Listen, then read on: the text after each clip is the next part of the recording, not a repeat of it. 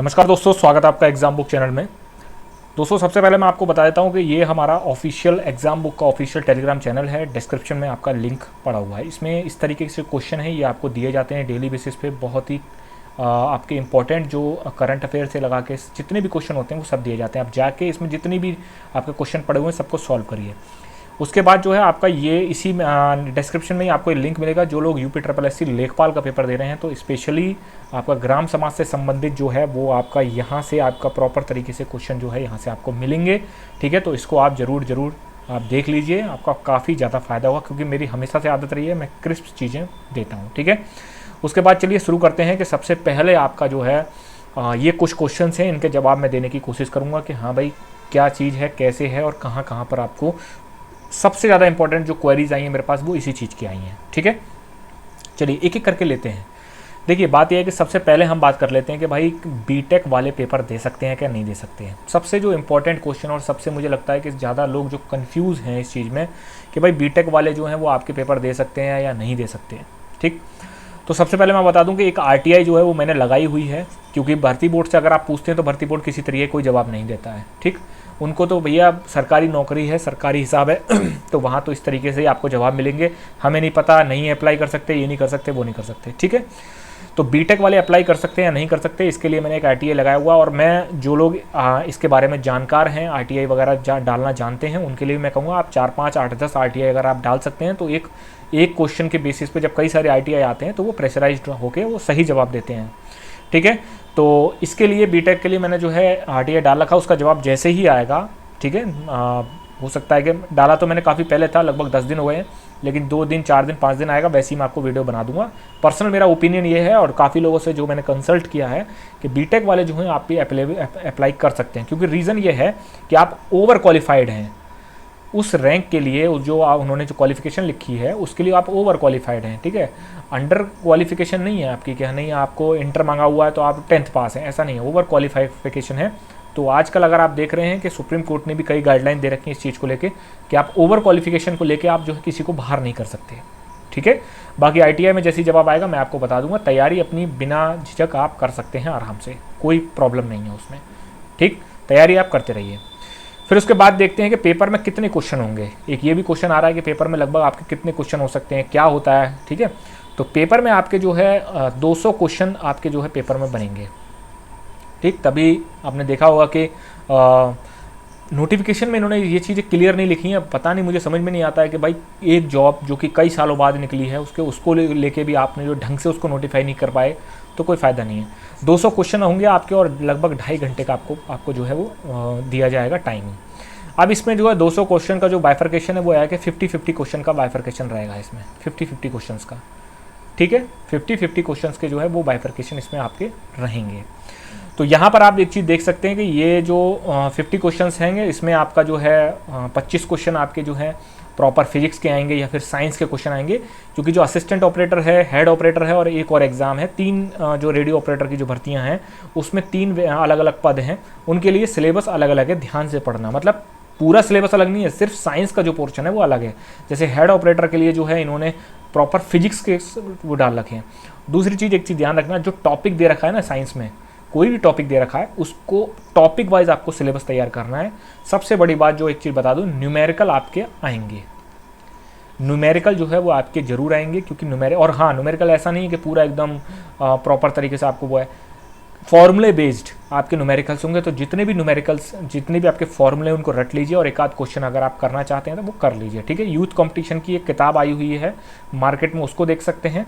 Theory के लिए इस समय वैसे तो रेडियो ऑपरेटर के लिए ज़्यादा किताबें नहीं है, लेकिन यूथ कंपटीशन की एक बच्चा मुझे बता रहा था कि एक किताब जो है वो प्रैक्टिस सेट है वो भी आए हुए हैं। और प्लस आपको जो है एक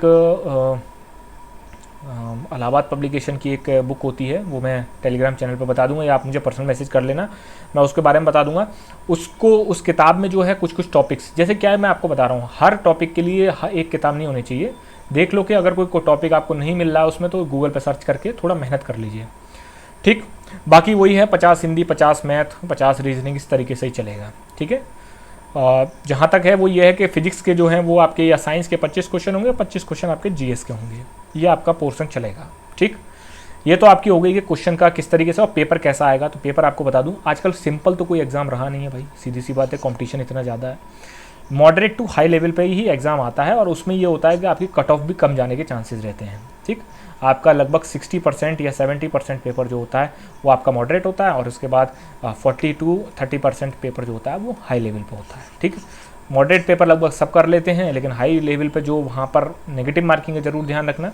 वैसे तो नहीं है नेगेटिव मार्किंग, लेकिन एक ही दिन में शायद 2 शिफ्ट में पेपर होगा आपका, क्योंकि बच्चे कम हैं तो हो सकता है एक ही दिन में 2 शिफ्ट में आपका एग्ज़ाम हो जाए। तो उसमें यह है कि नॉर्मलाइजेशन को पर आपको ज़्यादा प्रभाव नहीं पड़ेगा नॉर्मलाइजेशन का।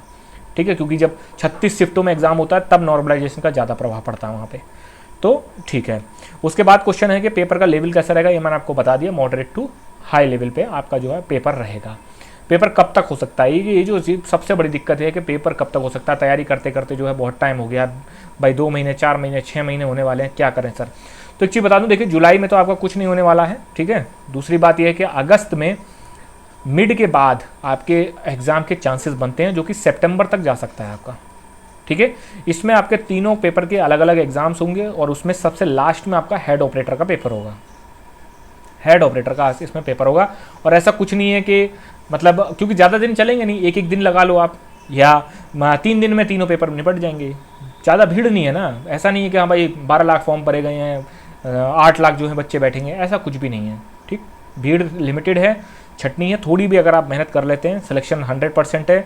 जिसका दरोगा में नहीं हुआ है, जिसका किसी में नहीं हुआ है, वो सोच रहा, तो ये समझ लेना कि रेडियो ऑपरेटर हुआ, फायर पुलिस हो गया, ये सब वैकेंसीज ना, ये सब जॉब्स जो होती हैं ये आपको मेंटली और फिजिकली पीस देती हैं। ठीक, आप सब इंस्पेक्टर बन जाओगे वो बात ठीक है, नौकरी तो आजकल सभी कर रहे हैं, लेकिन बात यह है कि वहाँ पर सुख और चैन नहीं है। हर समय कंट्रोवर्सी में फंसने का डर रहेगा।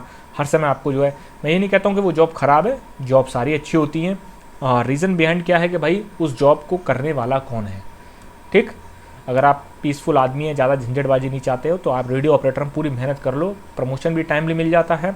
और आप जो है सर्विस के 7-8 साल पहले तक, अगर आपकी उम्र 25 साल है तो सब सर्विस के 5-6 साल रिटायरमेंट के पहले तक आप जो है डिप्टी एसपी रैंक ले लोगे, जो रेडियो ऑपरेटर में होती है। उससे ऊपर रेडियो ऑपरेटर में किसी प्रकार का कोई पद अभी तक नहीं बनाया गया। डिप्टी एसपी ही रैंक होती है उसमें। ठीक है, रेडियो ऑपरेटर में, उसमें भी डिप्टी एसपी आपको गाड़ी वाड़ी बंगला बंगला सब मिलेगा, लेकिन ऐसा नहीं है कि सीओ का चार्ज मिले, ये मिले, क्योंकि रेडियो ऑपरेटर एक पद ही अलग है। ठीक है, तो ये आपका पूरा प्रोसेस है। तो मैंने आपको बता दिया कि अगस्त तक आप वेट कर सकते हैं। अगस्त तक मिड के बाद ही आपका एग्जाम होने के चांसेस हैं, जो कि सितंबर तक आपका चला जाएगा। सितंबर में भी 15 सितंबर से पहले आपका एग्जाम होने के चांसेस, संभावना प्रबल है। देखिए अभी क्या है कि अभी जो कंपनी जिसके पास है उसने अभी पेपर अभी सेट हो रहा है। ठीक है, पेपर आपका प्रॉपर जो क्वेश्चन बनते हैं ना, क्योंकि भाई इसमें न्यूमेरिकल्स के, इसमें साइंस के बेस्ड क्वेश्चन है, तो बहुत थोड़ा टाइम लग रहा है। ठीक है, दूसरी बात यह है कि जहाँ तक मैंने पता किया है तो अभी भी कोई स्कूल वगैरह जो है अलॉट नहीं हुए हैं। जैसे होता है ना कि भाई किसी एग्ज़ाम से पहले कॉलेज अलॉट होता है, ये होता है, वो ऐसा कुछ भी अलॉटमेंट नहीं हुआ है उसमें। ठीक, तो ये दोस्तों पूरी तरीके से अगर आपके डाउट ख़त्म हो गए हों, अगर आपका तब भी कोई डाउट है तो आप डिस्क्रिप्शन में मुझे डिस्क्रिप्शन में कह रहा हूँ कि आप जो है कमेंट बॉक्स में मुझे लिख सकते हैं। डिस्क्रिप्शन में दोनों टेलीग्राम लिंक मौजूद हैं, दोनों को आप ज्वाइन करिए और एंजॉय करिए। आपको काफ़ी ज़्यादा फ़ायदा होने वाला है, क्योंकि पैट भी है आपका 2 सितंबर में। सारी तैयारियां अभी से ही चल रही हैं, धीरे धीरे करके आपका लेवल अच्छा खासा करवा दिया जाएगा। सेलेक्टेड पढ़िए, सिलेक्शन लीजिए। धन्यवाद।